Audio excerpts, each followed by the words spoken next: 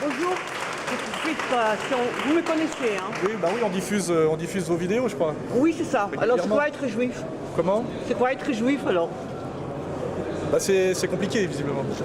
C'est compliqué parce que tout le monde n'a pas la même définition.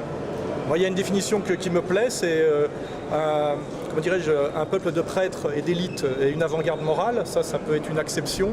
Et malheureusement, il y a aujourd'hui une déviance qui est devenue majoritaire, que j'appelle moi talmudo-sioniste, qui dérive de plus en plus vers le racialisme, le suprémacisme racial, la théocratie violente.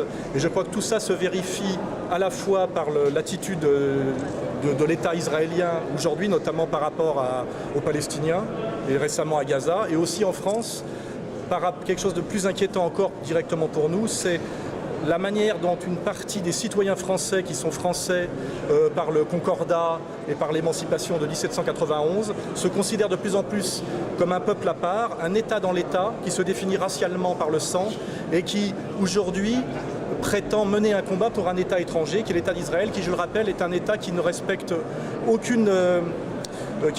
pas le droit international, qui est accusé à de nombreuses reprises de crimes de guerre et qui bafoue les résolutions de l'ONU depuis 1967. Donc je crois que tout juif, je dirais, intègre et qui a déchiré le voile, on va dire, de la solidarité tribale, comprend que mon combat n'est absolument pas un combat antisémite. Au contraire, je montre un certain danger, effectivement, d'une dérive communautaire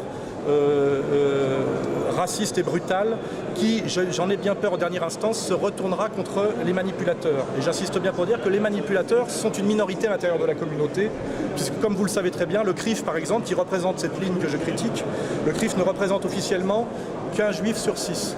Donc il représente une personne sur 6 d'une communauté qui en plus n'existe pas dans le droit français et la Constitution française, puisque l'État français, je vous le rappelle, ne reconnaît rien entre l'individu et la nation. Il y a eu dissolution des corps intermédiaires à la Révolution française, donc normalement les communautés n'existent pas. Nous sommes tous des citoyens face à la nation. Voilà, je finirai là-dessus. Ben, merci. Merci. Je vais les publier alors. Comment? Je vais les publier dans ma série alors. Avec plaisir, oui. N'hésitez pas.